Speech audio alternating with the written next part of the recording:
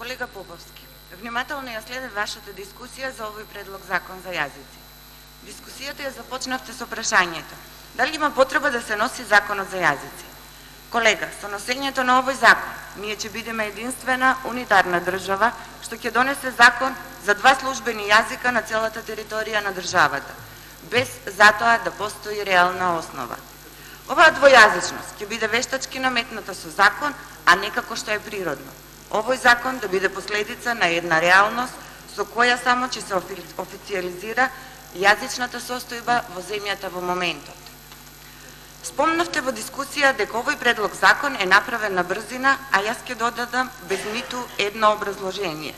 Зошто е овој закон добар? Без ниту една јавна дебата, без да се слушне стручното мислење, ништо не им значи укажувањето од лингвистите и професорите.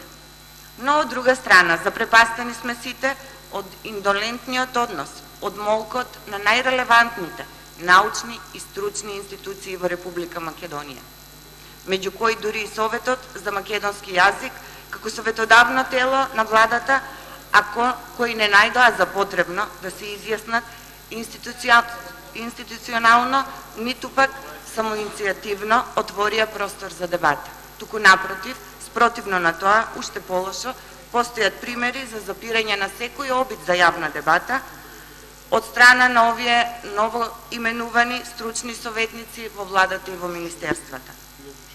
Рековте дека јазикот треба да не приближи, но нас, колега, очигледно не разделува. Државата може да функционира и да опстане само ако е овозможено нормална комуникација помеѓу граѓаните. Тоа значи дека сите треба да се разбираат на еден јазик. Што ќе ни донесе нас двојазичноста? Ќе станеме два света кои меѓусебно ќе не може да се разберат. Со што во институциите на системот ќе настане вистински хаос. Во такви услови федерализацијата ќе се наметни како единствено решение.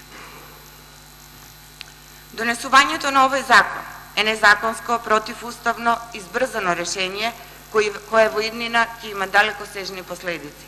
Последиците од овој предлог закон доправа ќе ги почувствуваат сите граѓани на Република Македонија.